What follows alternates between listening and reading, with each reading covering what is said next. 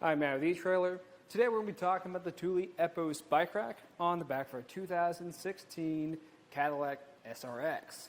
Now this is going to be a great option if you're looking for something that's going to be very compact and just be a very versatile bike for you and all your bikes that you're pulling behind you. Now the first thing I do want to talk about is how our bike is sitting back here and all the space we have here. Even if you're on those really bumpy roads, we have plenty of distance, and this is holding on here pretty well, so we don't have to worry about making any contact. Now, if you want hatch access, you will have to tilt this back. You can actually just use your foot to press down on this pedal, pull it towards you, and there you have it. And this is a really aggressive tilt, and it's impressive too because we actually have the ability to carry bikes upwards to 70 pounds each, or if you're only carrying one, 75 pounds. So you can even carry your really heavy e-bikes. This is nice that we can open up our lift gate because we can grab any groceries or put them back here, get ready for a ride by tying our shoes or even grabbing our helmet. And when you're done, you can come back here and lift this back into place. And even with those heavy e-bikes here, this has a really smooth tilt to it. But if we want to take a closer look at it, I want to remove my bike. All we have to do is remove these straps. They also have the ability to ratchet into place, so you can get these really tight. But you're going to have one on each tire. I like that because it gives us a really good hold on our bike and prevents it from just kind of wiggling around. And we are going to be making frame contact right here. We do have a lock core, so we have that extra security. But we can also make contact with our tire instead if you have a bike with a really nice paint job. But with it off, we can take it out for a ride.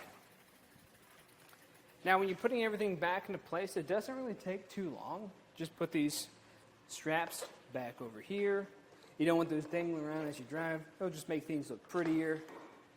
And this arm just takes that cable, push that down, and push it over to the side. And there we have it. But now we can get a couple measurements. The first one I'm going to get is going to be the ground clearance. So the point that's closest to the ground is going to be 22 inches.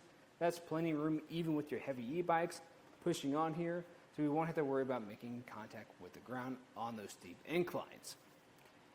Now for the total distance away it sits from our back bumper, this is going to be a little bit under 30 inches, which is pretty standard for a 2-bike rack.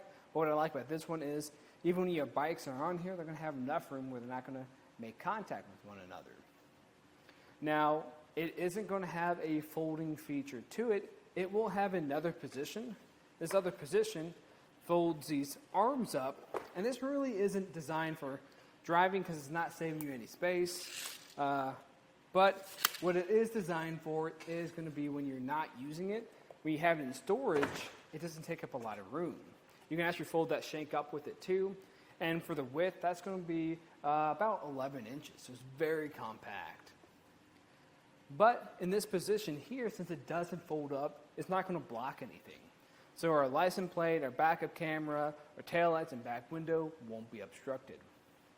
The way this is going to install is we're going to have an 1.25" shank that goes into a 2-inch hitch receiver. We're able to do that because we have a 2-inch sleeve adapter on here, but it will also work with your 1.25" receivers. So that's nice when it works with a lot of receivers. And we're going to have this built-in hook. That built-in hook is going to just take place of your typical pin. I like this design because it's built into the rack, so we don't have to worry about removing it. And if I fold this arm up here, we can get a better look at what's going on the back. We're going to have this anti-rattle device that's built in. That's nice because you don't have to worry about having tools on hand or losing anything. It actually pivots when you have it all the way tightened down. Push it into place like this, and you can also lock it so no one can take your rack. Now, in my opinion, I think this is going to be a solid option if you are looking for something to save space and work with a lot of different bikes out there. Now, if you're looking for something a little bit more affordable, but you still want to save space, then I'd recommend the Thule Outpace Bike Rack. Now, it is going to have a lower weight capacity. You can still hold those lighter e-bikes, and it's not going to be recommended if you have a bike with a really nice paint job because that actually makes frame contact. But if you don't mind that, that's still a great option, and it is going to be lighter and be a little bit more compact than this one. But either way you go, you really can't go wrong. And of course, if you guys have any other questions, let us know here at eTrailer. And again, I'm Matt. Thanks for watching.